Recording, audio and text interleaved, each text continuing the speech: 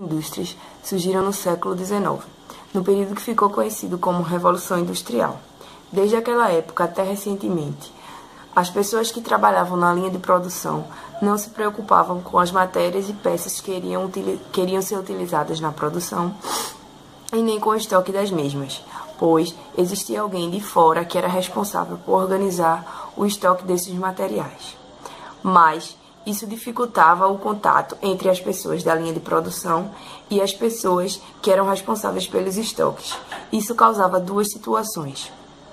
Ou tinha peças demais ao lado do montador, ou faltava peças e a produção parava. Analisando esse sistema tradicional de abastecimento, percebe-se que é o estoque que empurra a produção, ou seja, da quantidade de peças ao lado do montador, a produção aumenta ou diminui. O Japão foi o primeiro país a sentir necessidade de controlar o seu estoque de forma que as pessoas da linha de produção tivessem contato com as pessoas que organizam o estoque. Depois do fim da Segunda Guerra Mundial, quando o Japão precisou reequilibrar sua economia, ele precisava fabricar, aumentando a produção e diminuindo os custos. E então eles implantaram esse sistema tradicional, que no começo era conhecido como sistema supermercado de abastecimento, que ele integrava o contato entre a linha de produção e a linha de estoque. A linha de produção só era abastecida à medida que as peças e matérias-primas iam sendo utilizadas. A implantação do novo sistema começou a obter resultados favoráveis, de modo que outros países e outras empresas começaram a utilizá-lo também, para que pudesse aumentar a produção, diminuindo seus custos. Esse sistema supermercado de abastecimento, os japoneses decidiram mudar esse nome com medo de serem copiados e colocaram o nome de Sistema Kanban de Abastecimento. Esse Kanban ele significa cartões, em razão que no sistema de controle visual dos estoques, eles normalmente utilizavam cartões no controle, que representavam os contentores cheios ou vazios. Então, esses cartões eles eram retirados ou colocados em um quadro à medida que o material era utilizado ou reposto. Em sua característica, esse sistema ele exige um espaço determinado, por uma área física delimitada, ou por um número fixo de contentores, ou por cartões, em que a quantidade de material próximo à linha de produção, ela nunca deverá ser superior àquela que esses espaços, ou cartões, ou contentores estão determinando. E da mesma forma que a quantidade de material não pode ser superior ao máximo permitido, ela também não pode ser inferior ao mínimo estabelecido. E aí vai significar que quando existir contentores vazios ou cartões no quadro, isso vai indicar que está na hora de estabelecer, de abastecer o estoque. Tudo é feito de forma muito visual, apenas visual, de forma visual. As peças utilizadas por um processo ele nem sempre vêm de um fornecedor externo. Muitas vezes eles são fabricados em outra área, mas dentro da própria empresa mesmo. E daí a gente pode dizer que é possível montar dois tipos de Kanban, que é o Kanban interno e o Kanban externo. Esse sistema de abastecimento trabalha como se a produção puxasse os estoques, ou seja, dependendo da velocidade da produção, os estoques eles são repostos com maior ou com menor rapidez.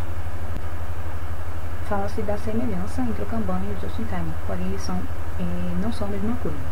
O Kanban ele é uma das ferramentas do Just-in-Time, justamente que compõem a filosofia do Just-in-Time. Quando o Kanban ele é aplicado sozinho, ele vai servir só para limitar os níveis de estoque, servindo para apontar os problemas. Esses problemas só vão ser de fato resolvidos com a aplicação das ferramentas do Just-in-Time como um todo. Para a gente entender o papel do Kanban no Just-in-Time, a gente pode representar os estoques como um grande lago. Quando o nível de água está muito alto, não se enxerga o que de fato existe no fundo do lago. Tudo parece muito bonito. Já como o Just-in-Time, como o Kanban, ele é um estoque reduzido, ele vai permitir visualizar os problemas mais facilmente. É como se a gente estivesse reduzindo o nível de água de um lago, que no caso é o estoque, e aí a gente vai poder enxergar o que realmente existe no fundo. Um pouco sobre o funcionamento do Kanban.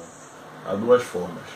Uma delas, ele ocorre por um sistema de Kanban controlado por cartões, que é o mais utilizado, e um sistema controlado pelo próprio contentor. Irei falar alguns conceitos básicos para que o entendimento desse sistema seja melhor entendido. O cartão Kanban é o responsável pela comunicação e pelo funcionamento do sistema. Nele devem estar contidas as mínimas informações. Contentor. Cada lote é armazenado no recipiente padronizado, com o número de peças e um cartão correspondente a cada contentor. Quadro Kanban. Deve ficar próximo ao estoque de peças, no setor de produção, devendo ser fixado em local visível. Kanban externo, o caso em que o fornecedor se localiza fora da empresa. E tem também um Kanban interno, quando o fornecedor é outro setor da própria empresa. Bem, aí vamos falar agora sobre os dois sistemas, já que foi falado um pouco dos conceitos básicos. Kanban controlado por cartão. Os contentores cheios devem ficar em lugares pré-estabelecidos. Ao retirar algum contentor do estoque de seu fornecedor, observe a posição e o local em que ele se encontra. Cada cartão Kanban representa um contentor. O contentor estando cheio, o cartão permanece fixado nele. O setor cliente, retirando o contentor do estoque, a pessoa que fez isso deve retirar o cartão do contentor e colocar o cartão no quadro Kanban, de acordo com o seu local no quadro. É muito importante observar a ordem de colocação do quadro. Primeiro preencher os locais verdes, depois dos verdes os amarelos e depois os vermelhos.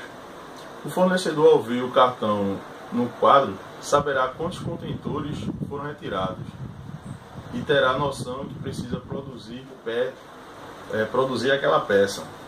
Será produzida apenas a quantidade representada pelos cartões no quadro. Caso o cartão de algum item esteja chegando na faixa vermelha, é sinal que o estoque está acabando e seu fornecedor deve acelerar a produção. Porém, se algum item no quadro Kanban estiver vazio, sem nenhum cartão, significa que os contentores do item estão completos e não necessário a sua produção. Controlado por contentor. Neste tipo, o cartão não é utilizado, sendo que o próprio contentor é o responsável pela comunicação e pelo funcionamento do sistema. Essa forma também leva o nome de contentor escravo. Ele é específico daquele material. Os contentores cheios ou vazios devem ficar em lugares pré-estabelecidos, demarcados no chão, sendo identificados por placas com quantidade máxima e mínima de contentores cheios, não podendo haver mais contentores cheios do que o permitido. Eu vou falar agora sobre algumas recomendações importantes para ter um bom funcionamento da metodologia Kanban. A primeira delas é o quadro vazio. Se um quadro está vazio, significa dizer que o estoque está completo e não existe mais nada a ser produzido. Se produzir alguma coisa além desse limite, se chamará superprodução. Isso poderá gerar um custo e uma despesa para a empresa. O segundo caso é os contêineres cheios e vazios. Se um container está cheio, deve ser trocado imediatamente por outro vazio e vice-versa, para haver um controle melhor da empresa. O terceiro caso, que acontece muito exatamente para o funcionamento da empresa, é o fato dos funcionários fazerem estoques particulares da produção. Isso significa dizer o quê? Que funcionários muitas vezes colocam peças a mais do que está no quadro, muitas vezes para fazer seu estoque particular, por uma disposição de buscar mais peças. Um outro caso que acontece muito são os quadros cheios. Se os quadros estão cheios, existe muita atividade a ser feita. A empresa deve se reunir e descobrir quais são as causas que estão gerando muitas atividades e está acumulando estoque. Um outro caso que acontece muito também é a perda do cartão. Os cartões são perdidos e muitas vezes não são expostos no lugar corretamente, ou seja, para a produção totalmente. os cartões são tirados do lugar e não são repostos no lugar. Isso para a produção pode gerar muito prejuízo para a empresa, além de parar a linha totalmente. O segundo caso é o uso irregular desses quadros. Muitas vezes as pessoas tiram as placas de informações, não colocam elas nos lugares corretamente, fazem várias diversas coisas, colocam mais peças do que está no quadro, e isso gera muitas confusões para a empresa e também pode parar a produção. Tudo pode parar a produção. E, bem, tudo isso, vamos falar agora sobre a conclusão do Kanban. O Kanban é um sistema fácil de ser implementado. O Kanban é um sistema simples de compreensão para todos da empresa. O Kanban é um sistema que diminui a burocratização e o Kanban é um sistema que é totalmente utilizado pela produção da empresa.